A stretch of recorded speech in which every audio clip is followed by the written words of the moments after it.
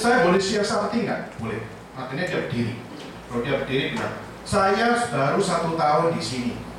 Lalu saya dulunya bukan orang Kristen. Lalu kalian semua yang ada di tempat ini, semua adalah orang Kristen. Ya toh? Ya kan? Ya kan? Iya, gue bilang gitu. Artinya dengarkan. Saya sejak 1 tahun yang lalu, saya tiap kali datang ke gereja selalu lebih pagi. Selalu lebih pagi daripada siapapun. Kenapa? Karena saya mau belajar something. Karena saya mau belajar something, saya mau datang ke gereja lebih pagi. Supaya apa? Saya punya kesempatan ngomong-ngomong sama Kodan, karena mulut saya datang. Ya. Lalu dia mengatakan, tapi setiap kali dalam 1 tahun saya datang, tidak pernah saya temukan orang Kristen datang sepagi bersama-sama dengan saya. Dia mengatakan seperti itu. Lalu saya hari ini, saya minggu ini akan big for good, dia bilang. Maka saya juga mau memberikan kritik kepada teman-teman saya. Wah, sudah. Dia mengatakan, hei kamu orang Kristen, malu aku punya teman kayak kamu. Wah, saya langsung ngeri, mati. Gua malu punya teman kayak kamu. Kalau gua lihat hidup kamu semuanya ini yang ada di ruangan ini, gua nggak mau jadi orang Kristen. Tapi gua mau jadi Kristen hari ini. Mendengar khotbah dari Pak Niko, dari Kodan, dari Pendeta Stephen Tong. Kalau saya dengar semuanya itulah yang membuat aku bertobat. Kalau lihat hidup jemaat, gua nggak akan jadi orang Kristen. Saya kaget dengan suara itu, dengan statement itu. Dia mengatakan, langsung semuanya bilang, lu tuh mau tobat gak? Wah, sudah altar call sudah. Orang dalam 1 tahun yang pada saat datang ke Amerika Beijing, pertamanya begitu menyebalkan, tapi dalam 1 tahun berubah begitu drastis. Dan akhirnya dia berkata apa? Berkata, lu mau tobat gak? Jadi orang Kristen. Sudah, akhirnya mereka bilang, sure, how. Terus sebagainya. Akhirnya dia kutip dari Pak Niko punya kebiasaan, how neither, how water. Seringkali kamu how neither, how water. Dia mesti bilang, saya jadi Kristen karena setiap khotbah yang diberitakan. Maka hidup kalian tidak buat saya jadi orang Kristen. Maka di situ kita bisa melihat, saudara, realita bahwa ada banyak hal yang harus dirubah di dalam kehidupan kita sebagai orang Kristen. Masih banyak kehidupan kita yang tidak bisa membuat hidup kita menjadi berkat buat orang lain. Masih banyak orang yang mungkin, orang di luar Kristen yang mungkin tertarik masuk dalam kekristenan, tapi akhirnya akan berkata bahwa kalau lihat hidup kamu, aku nggak jadi orang Kristen. Hanya Kristus saja yang bisa membuat aku menjadi orang Kristen. Betul sih, saudara. Tapi kita juga dipanggil menjadi part of-nya di dalam semuanya itu. Maka saudara, hari ini saya akan mengajak saudara untuk masuk di dalam sebuah pergumulan yang baru, saudara. Yaitu, tapi tetap di dalam satu kitab yang sama. Yaitu saya mengajak saudara membuka di dalam Kisah Para Rasul pasal 16. Kita akan membacakan silih berganti, ya. Ayat 14. Jadi Kisah Para Rasul pasal 16 ayat 14. Ayat 14 yang wanita membacakan sampai ayat yang ke-18. Ya. Lalu yang pria membacakan 19 sampai ayat 34. Oke? Setuju? Oke. Yang wanita membaca Kisah Para Rasul 16 ayat 14 sampai ayat yang ke-18.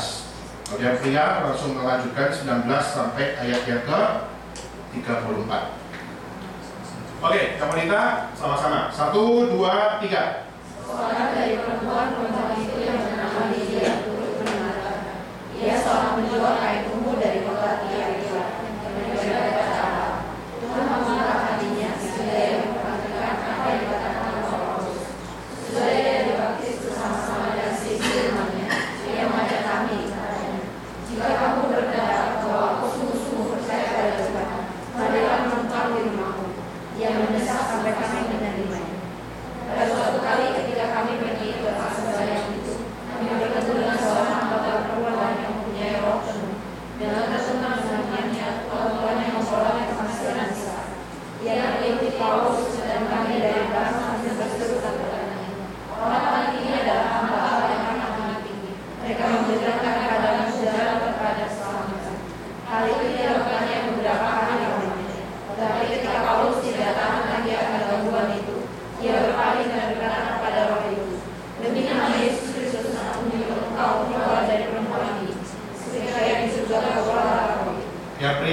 19. 1, 2, 3. Ketika tuan-tuan perempuan itu melihat bahwa mereka melakukan sejasa, lalu mereka pasal untuk menghadap semua. Setelah mereka membawa keduanya menghadap sesuatu itu, berkatalah mereka kepadanya, orang ini menghadap orang ini, dan mereka akan ada istiadat yang sampai kita boleh menerimanya atau mendidiknya.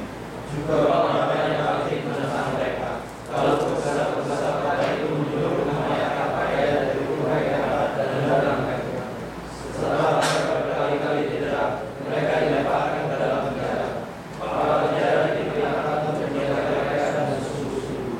Sesuai dengan perintah itu, para penjara memasukkan mereka ke ruang penjara yang paling mahal dan membelenggu kaki mereka dalam pasukan yang kuat. Tetapi kira-kira malam Paulus dan Silas berdoa dan menyanyikan pujian kepada Allah, dan orang-orang memadai mendengarkan mereka. Akan tetapi terjadilah gempa bumi yang hebat, sehingga seisi penjara itu goyah, dan ketika itu ada suara sama pintu dan bersuara menuju mereka semua. Ketika kepala penjara itu terjaga dari pintunya dan melihat pintu-pintu penjara terbuka, dia fokus kepadanya dan membunuh diri, karena ia menyangka bahwa orang-orang itu telah melarikan diri. Tetapi Paulus berseru dengan suaranya dan katanya, "Jangan serahkan dirimu, sebab kami semuanya masih ada di sini." Kepala penjara itu menyuruh membawa surut, lalu berlari masuk dan dengan gemetar tersebut larian di tengah Paulus dan Silas. Dia mengatakan mereka keluar sambil berkata, "Tuan, apakah yang harus berbuat saya selamat?" Jawab mereka, "Percaya kepada Tuhan Yesus Kristus dan Engkau akan selamat, engkau dan istri Muhammad." Lalu mereka mendengarkan firman Tuhan pada mereka, dan supaya semua orang yang ada di rumah. Jaga-jaga berjuang kepada orang-orang yang membawa mereka dan masuk di hidup mereka. Seketika itu ia berdoa dari diri kasih. Lalu ia membawa mereka ke rumahnya dan menghidangkan makanan kepada mereka. Dan ia sangat bergembira bahwa ia dan istri rumahnya telah menjadi percaya kepada Allah. Ya, hari ini saya akan concern kepada pelayanan Paulus di satu kota, yaitu di Filipi.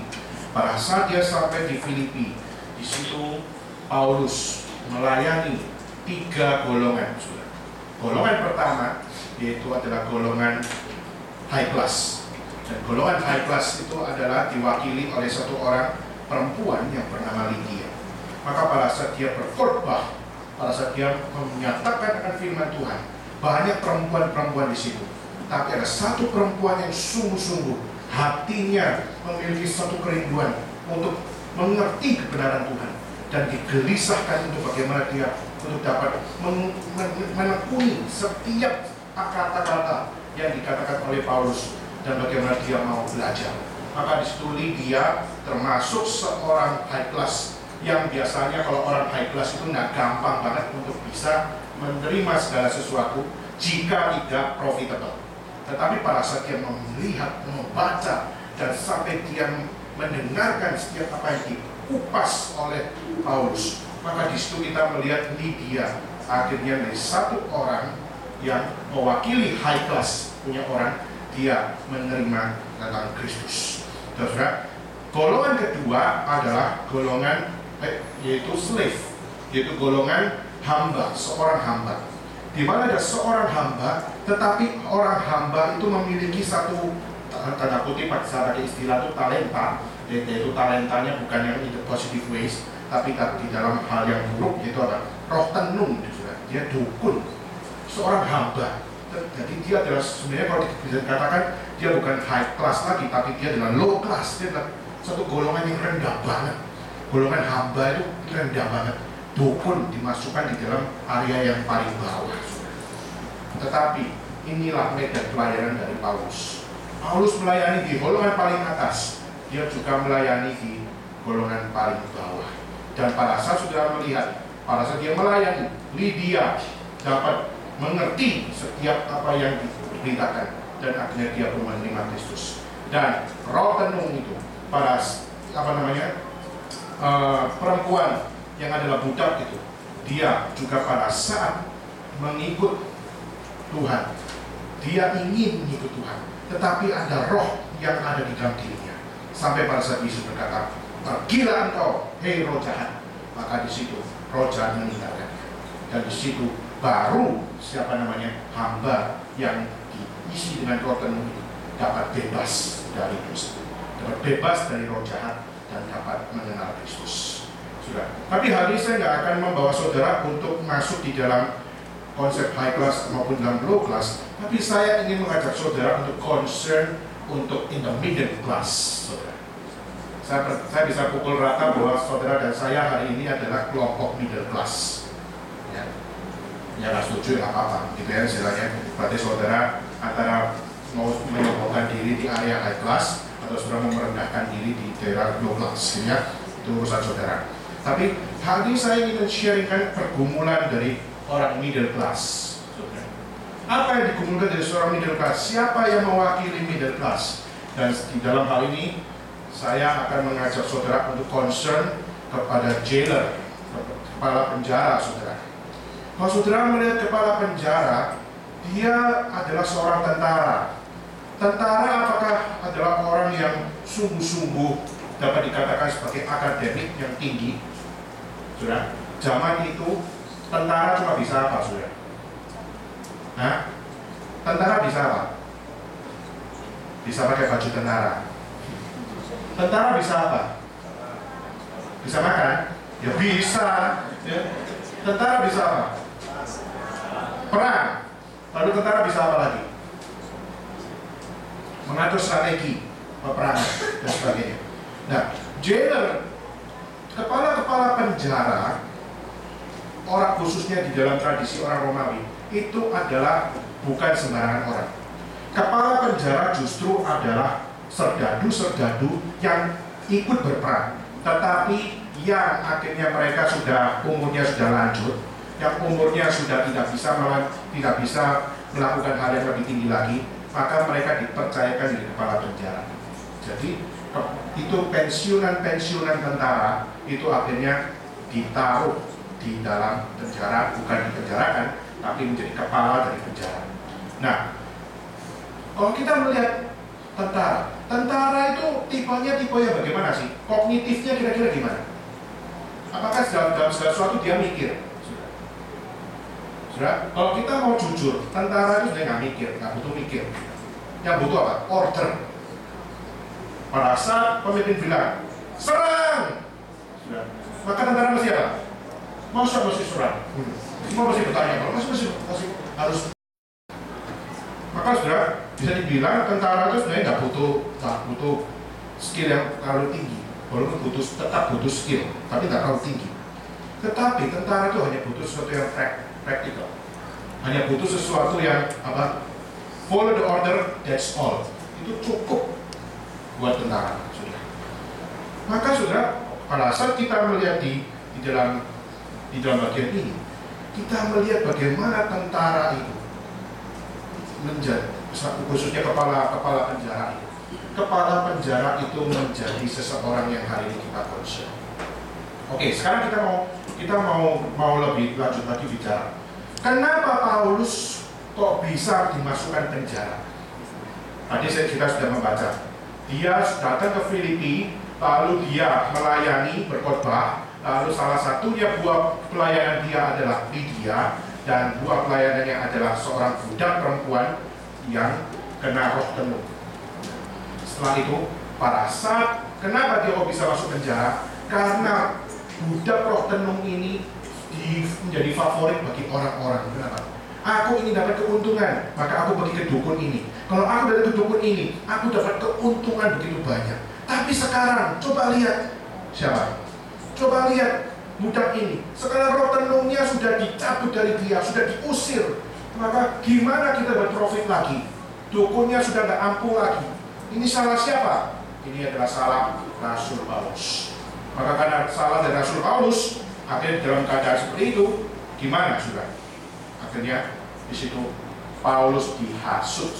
Paulus dihasut oleh orang-orang sekeliling. Dikatakan apa? Dia orang Yahudi. Dia sudah melakukan hal-hal yang tidak sesuai dengan culture kita. Dan akhirnya di situ semua setuju. Mereka benci orang Yahudi. Maka rasisme rasis terhadap orang Yahudi itu apakah cuma di zaman waktu Jerman, di zaman Nazi saja, di dalam peristiwa Auschwitz, Holocaust? Apakah dimulai dari waktu itu? Enggak. Dari sejak dulu kita melihat bagaimana orang Yahudi itu sudah menjadi bahan di mana rasisme itu sudah berjalan.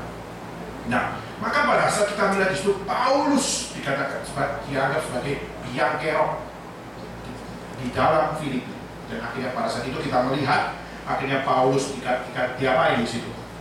Paulus dan Silas, ya, diapain di situ, saudara? Nah, dia diapain?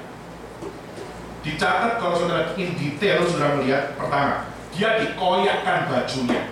Wah, dikoyakkan baju itu adalah satu arti apa, saudara? Penghinaan, saudara. Kamu berarti dihina di depan umum, bajumu dikoyakkan di depan umum.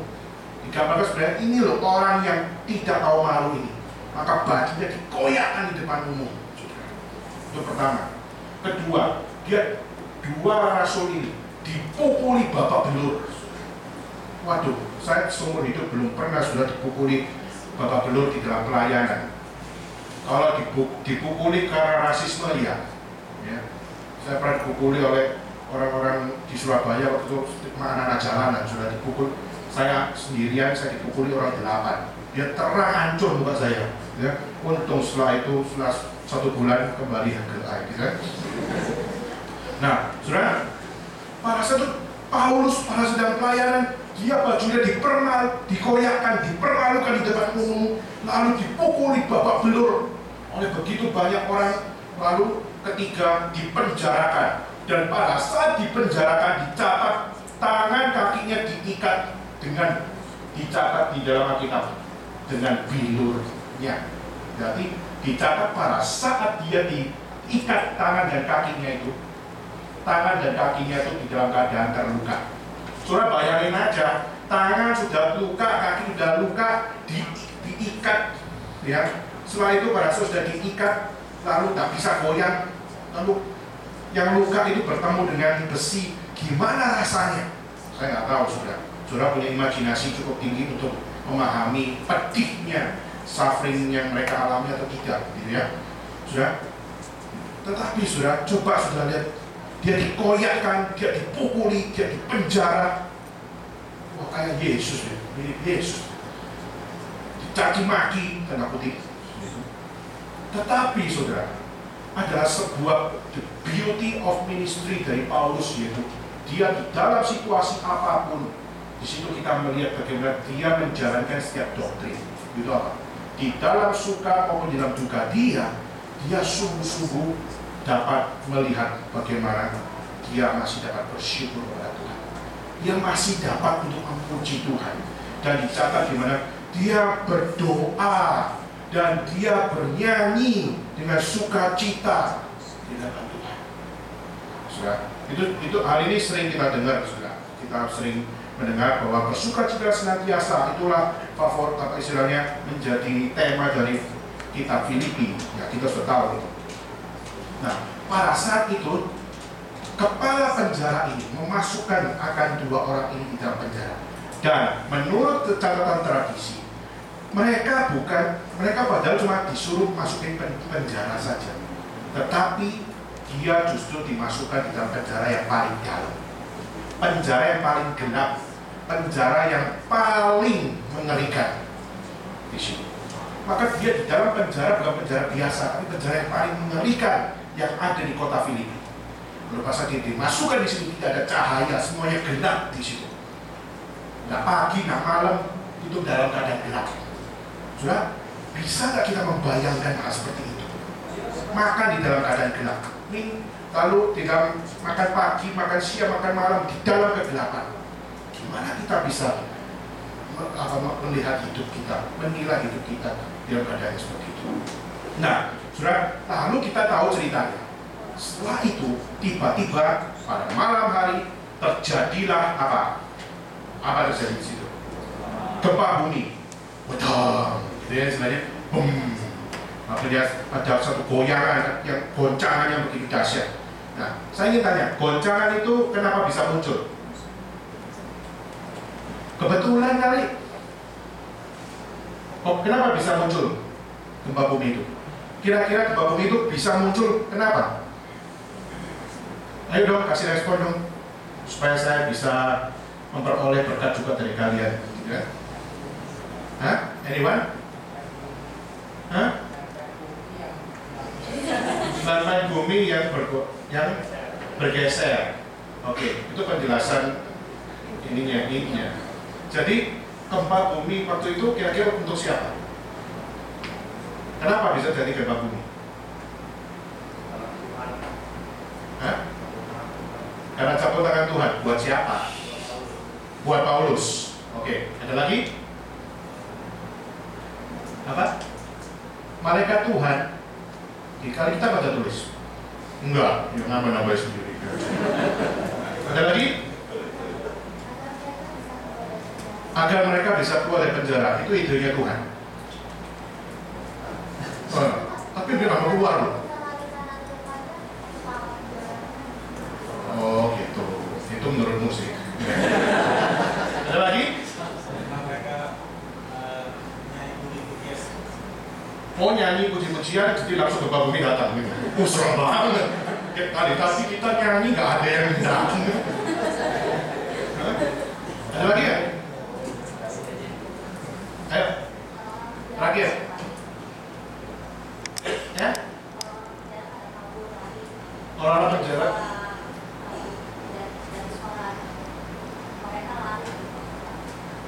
Suaranya mereka lari. Jadi gempa bumi itu suaranya orang lari. Iseng lu ya. Iya lah, dia tahu. Oke, sudah. Oke, thank you banget. Nah, sudah coba. Gempa bumi itu buat siapa? Oke, saudara, tadi ada tanggapan bahwa gempa bumi itu buat Paulus. Ya. Tetapi saudara, kalau kita melihat kembali, itu memang seringkali kita anggap gempa bumi itu adalah buat Paulus dan Silas supaya dia bisa keluar dari kesusahan mereka. Tetapi saudara, sebenarnya gempa bumi itu bisa eksis untuk apa? Untuk membuat shock kepala penjara. Tuhan kasih satu shocking terapi dengan gempa bumi. Gempa buminya nggak kayak tsunami, saudara. Saudara jangan bayanginnya macam-macam. Gempa bumi itu nggak bentar doang. Seperti Jakarta goyang bentar sudah, gitu kan? Nah, ini siapa kepala penjara pun keluar. Ada gempa bumi dan tapi gempa bumi itu datang dengan keras. Tapi saat itu dia pikir, waduh, ada gempa bumi. Terus melihat pintu-pintu penjara terbuka semuanya. Pada saat dia melihat pintu penjara terbuka, dia shock. Dan dia pada saat shock kenapa? Karena dia langsung berasumsi. Asumsi dia apa? Asumsi dia bahwa mati lu, kalau pakai bahasa Surabaya paling mantap. Mati kon, ya. Mati kon, apa? Sudah cabut kabeh. Waduh.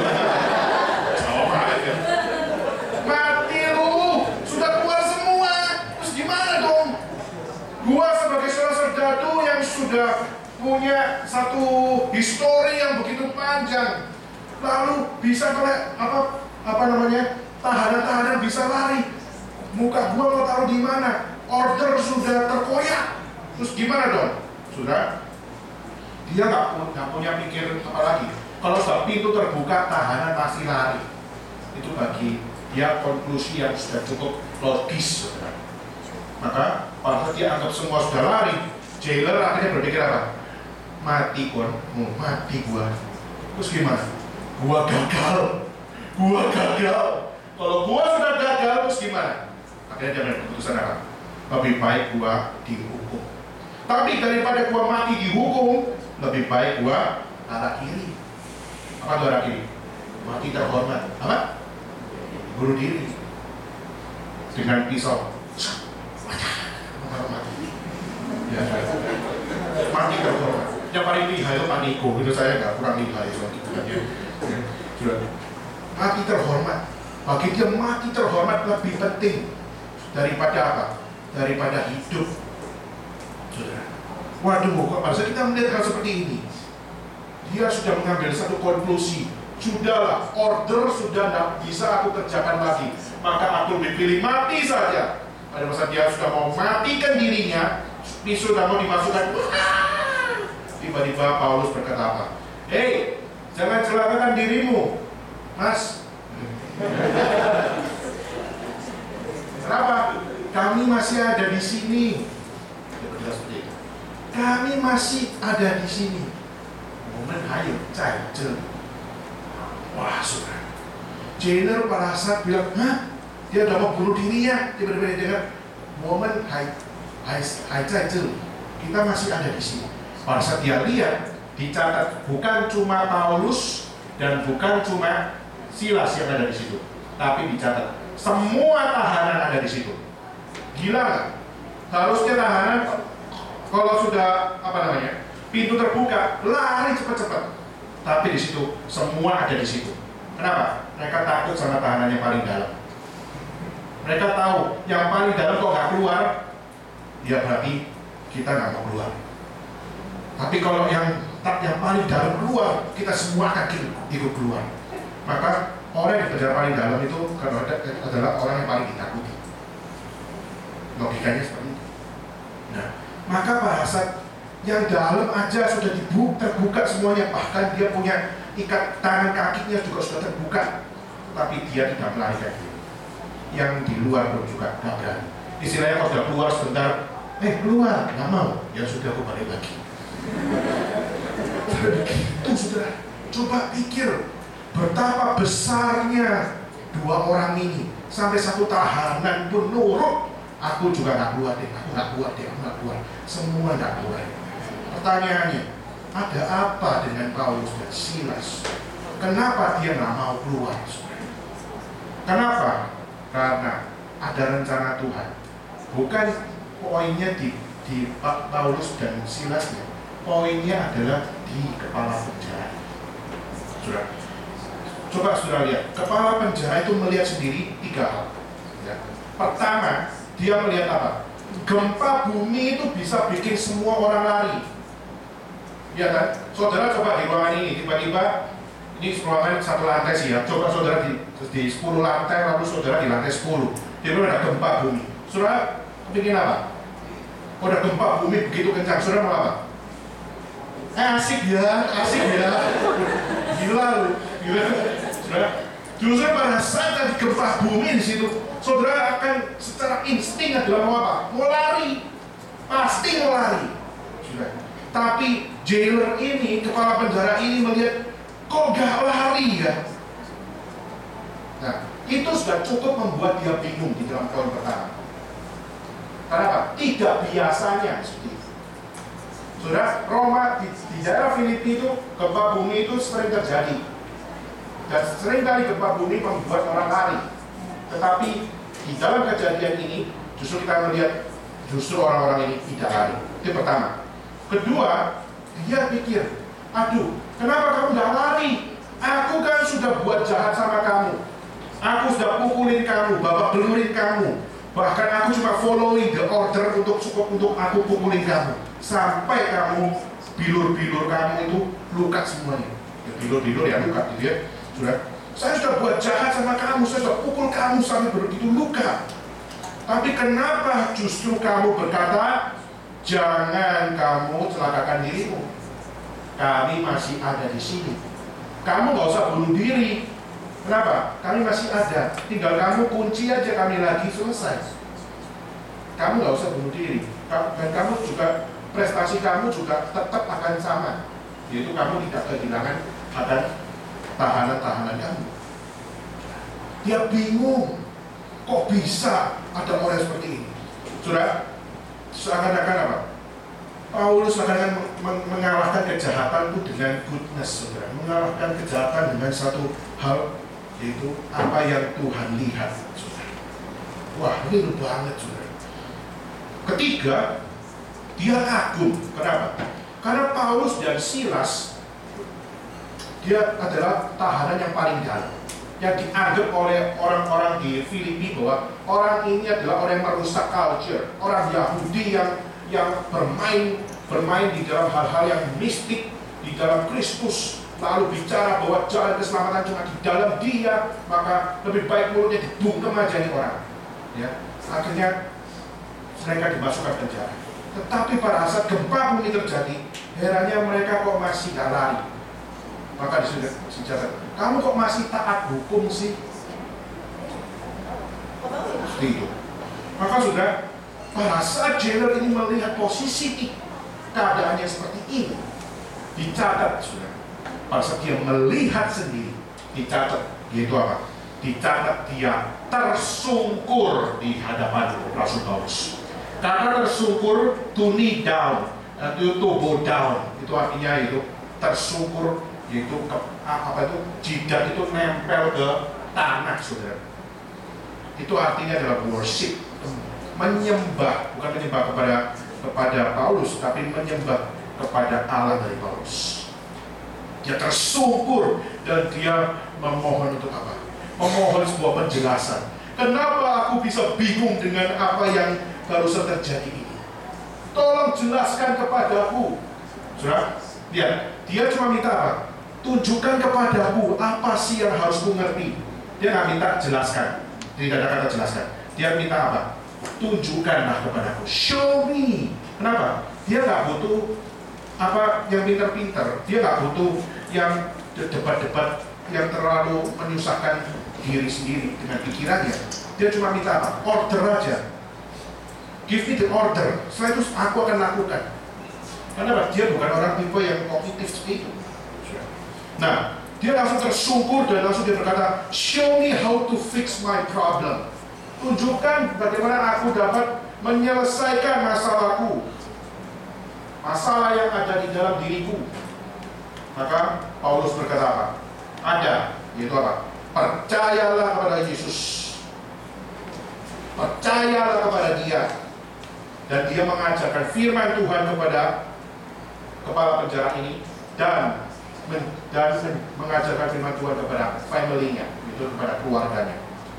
Maka Paulus cuma punya satu modal, itu apa? Yesus Kristus. The key instrument dari Paulus itu cuma Yesus Kristus. Dan pada saat itu satu keluarga tobat, saudara. Dan menurut catatan satu historian, bukan cuma dia saja yang bertobat, termasuk tahanan-tahanan yang ada di Filipi. Mereka pun mendengar Injil Tuhan. Ya. Maka pada saat kita melihat di sini, akhirnya seorang kepala penjara ini, yang adalah middle class ini, akhirnya dia berubah.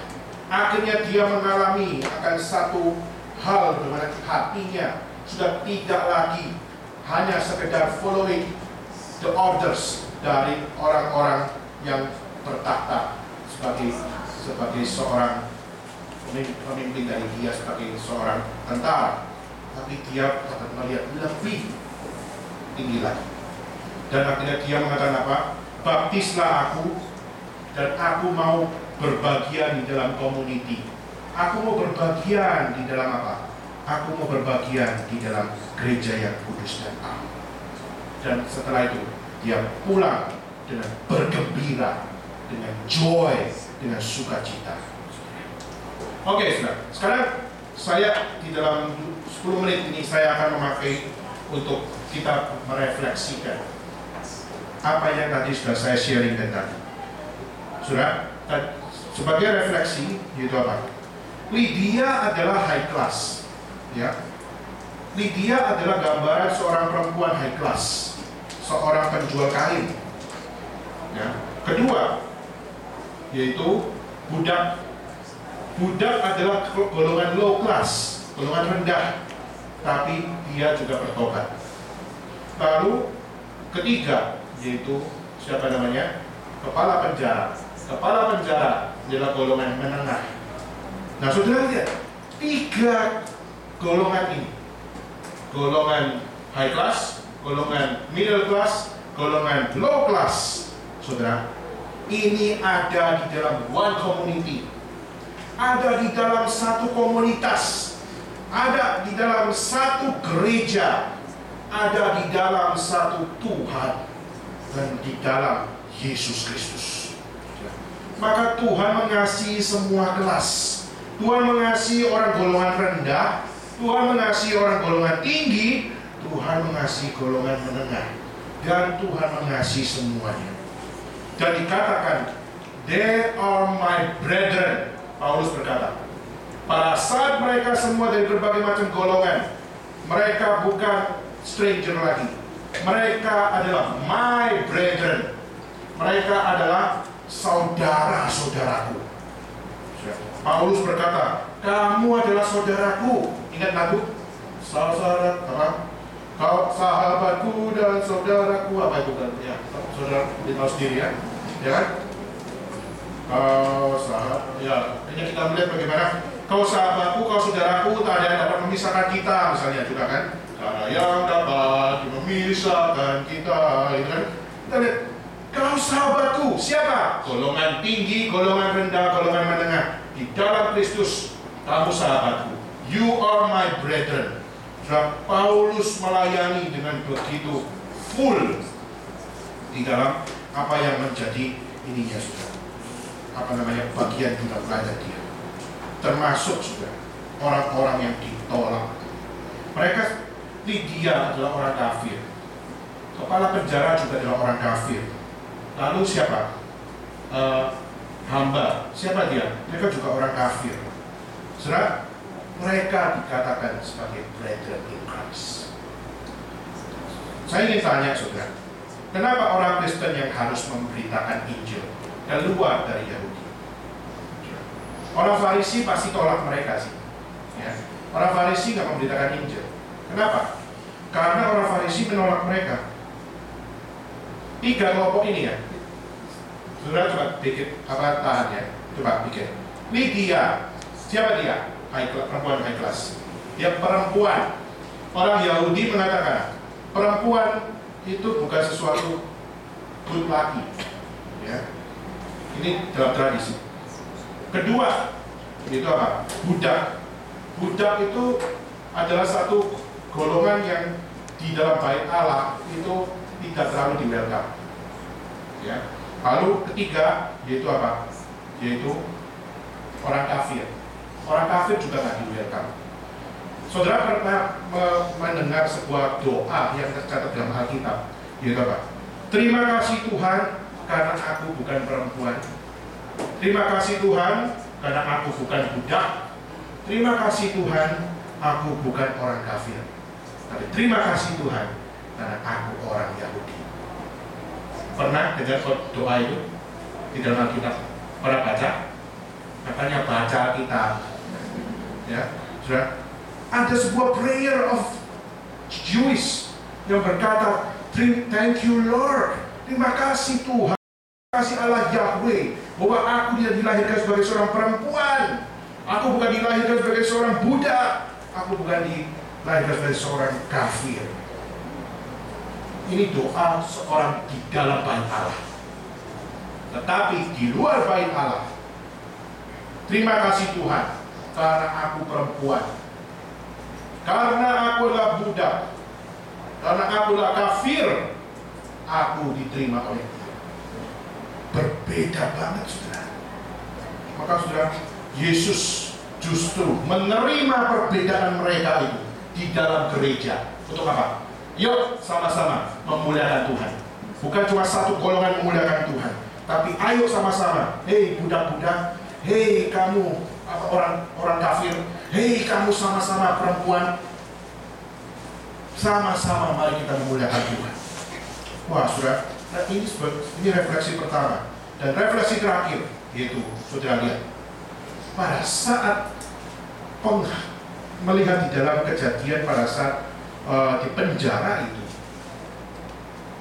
Paulus dan Silas pada saat di penjara dalam keadaan luka, sudah dicatat di dalam keadaan luka-luka. Dia masih menghayati akan hidup apa yang seharusnya dilakukan. Dia tetap dalam keadaan luka, seharusnya apa? Obati dong. Harusnya misalnya bilang, lu kok mukulin gua sih? Dan sebagainya. Dan seringkali kita beranggapan bahwa apa? Gua tuh melayani Tuhan, lu pukulin sampai babak belur. Sekarang gantian yuk, balas yuk, dan sebagainya. Sudah justru bukan sudah. Pada kita melihat begini, kita melihat penderitaan akan ada di dalam pelayanan kita. Kita mungkin nggak seperti Paulus, nggak seperti Silas akan dibawa berduri seperti itu. Tetapi sudah di dalam pelayanan kita, di dalam pekerjaan Tuhan, kita mungkin akan punya sedikit hal-hal yang menyakitkan.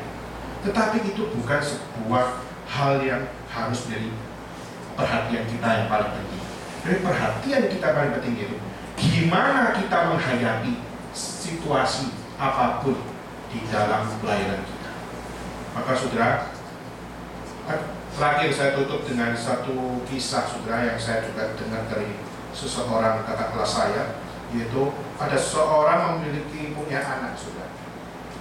Bagi perempuan kalau bisa punya anak itu rasanya wow, what the greatest blessing, maybe greater, gitu ya. Bisa lalu pada saat dia punya anak itu, aduh senang banget. Tapi pada saat dilihat anaknya, sudah, pada saat dilihat anaknya rupanya Down syndrome. Down syndrome tahu gimana? Ya sudah tahu sendiri. Lalu dokter mengatakan apa? Dokter mengatakan, waduh, anak kamu ini Down syndrome. Kamu akan susah akan membesarkan anak.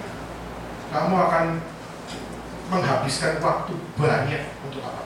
Untuk menguras tenaga, menguras perhatian kepada anak Down syndrome ini. Lebih baik kalau saya suggest anak ini dikasih ke panti-panti aja. Kamu tunggu anak kedua. Lalu itu suggest dari dokter sudah. Gitu. Lu jangan, gua kasihan sama lu. Sudah gini aja. Anak ini lebih baik lu kasih ke panti-panti aja. Biar mereka yang ngurusin. Ya. Lalu akhirnya orang ini berdoa bergumul. Saudara punya anak Down syndrome saudara.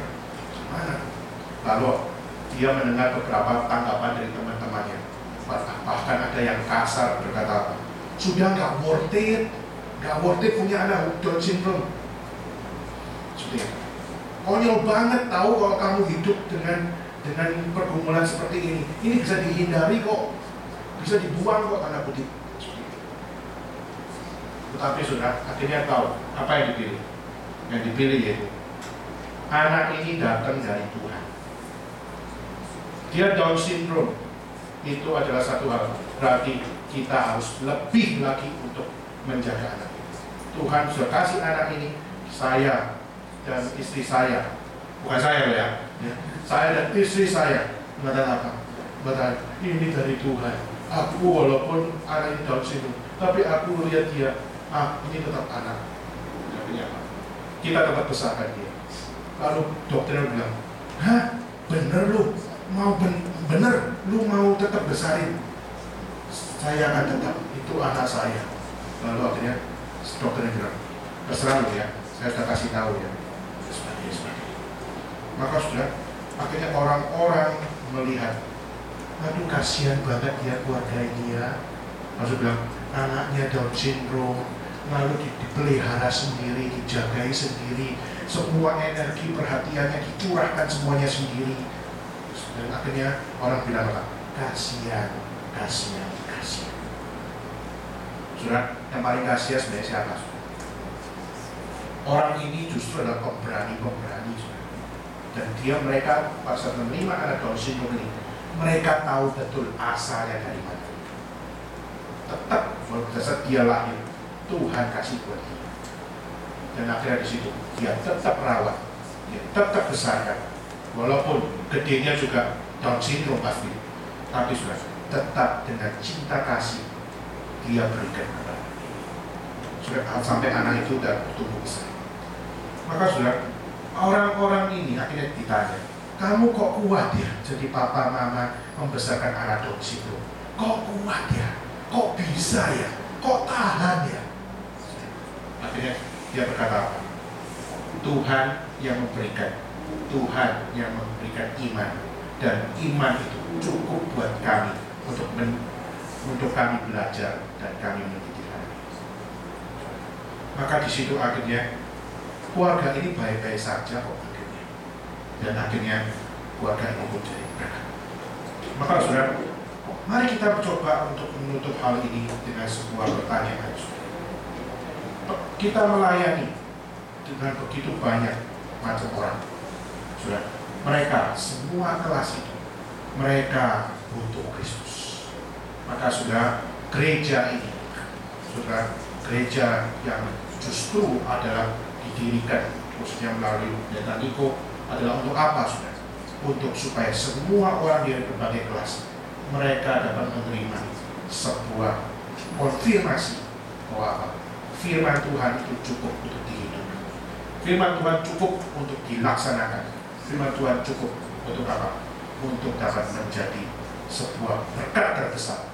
Untuk apa? Kita dapat menjalani hidup dengan memuliakan Tuhan sampai Tuhan dapat berkuasa.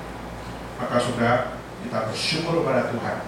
Saya pada saat pertama kali datang ke Taiwan, ya, saya belum menemukan gereja, saya belum menemukan akan tempat ibadah, saya belum menemukan sebuah community. Siapa yang nggak suka community? Semua suka community, sudah. Tapi what kind of community? Di manakah saya dapat menemukan community? Community yang bagaimana?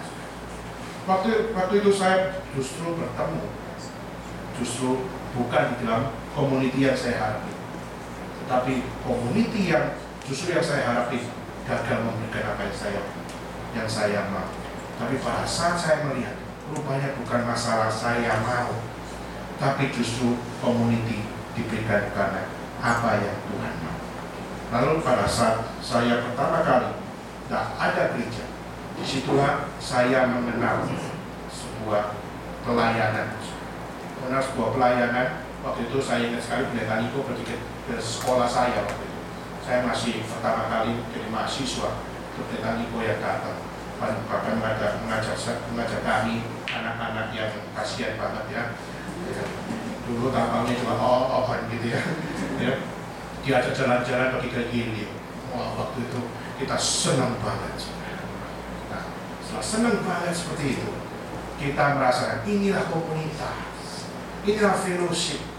Dan pada saat dibawa ke situ pun kita juga diingatkan bahwa apa? Bahwa kita perlu Tuhan.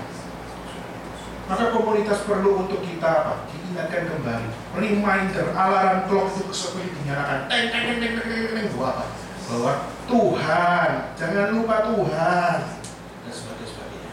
Maka hari ini pun, sudah, sebelum kita mengakhiri sesi yang keempat ini, mari kita pakai arsi ini seperti apa? Sebagai teng teng teng teng. Alarm clock kita. Bangun deh, bangun dan ingat Tuhan, cari Tuhan di dalam komunitas ini. Amin. Mari kita bersama dengan Tuhan.